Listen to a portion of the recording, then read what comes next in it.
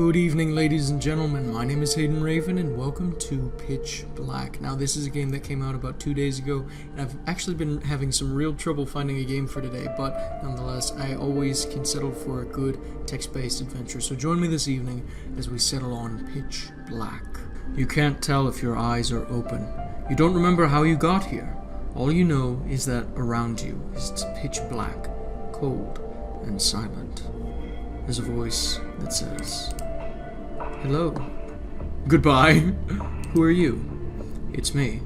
Don't you recognize my voice?" "Marissa? Katie? Marissa." "Yes, child. What is this place? Why am I here?" "For your own safety, do not come to me unless you are ready to know." "Interesting. You begin to feel drowsy and then you die. You can't tell if your eyes are open. You don't know how you got here."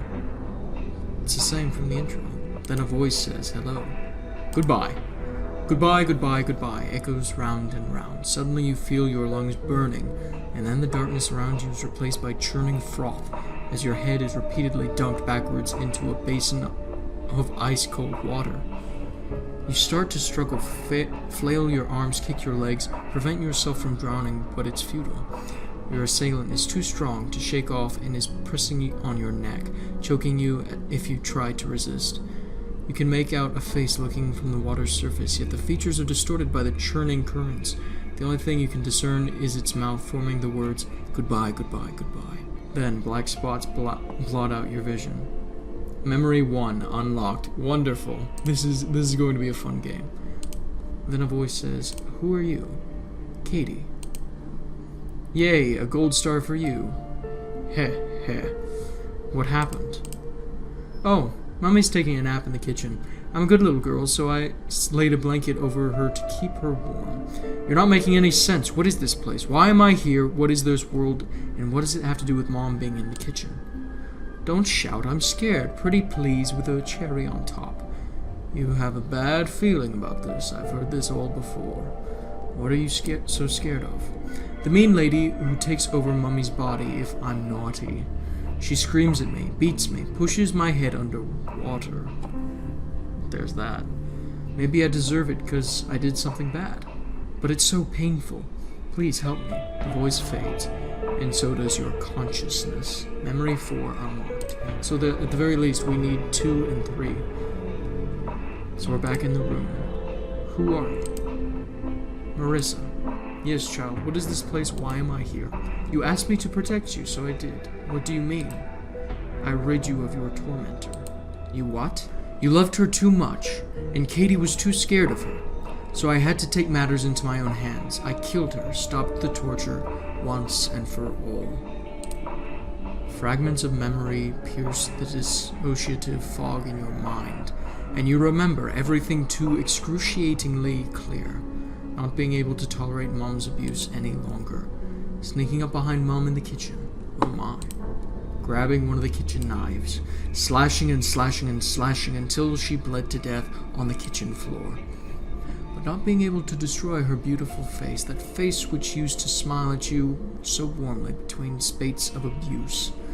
And covering her with a blanket at the very end because you still loved her despite all the torture she put you through. Now you have a final choice to make.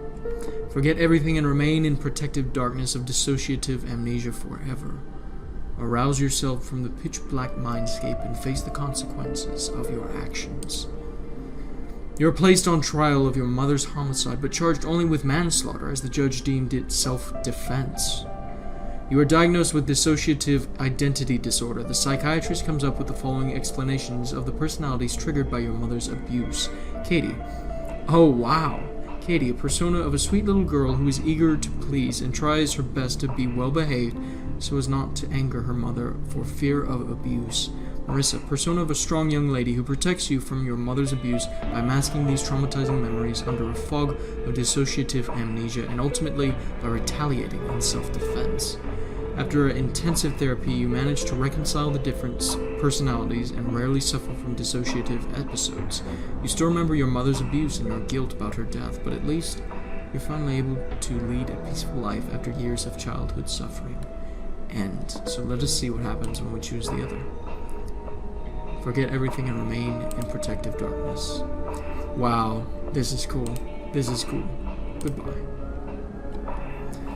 It would appear that we've come to the end of our time. Let me just say this is a wonderful little journey, I would say, because this takes you and transports you to another person's world, and it's very cool, it's very calm, very silent, very solemn, it's just different, and I like it. I love these kinds of stories. I love these text-based adventures. So ladies and gentlemen, unfortunately we have come to the end of our time as usual, but join me next time, for we always find a gem of the internet just like this one.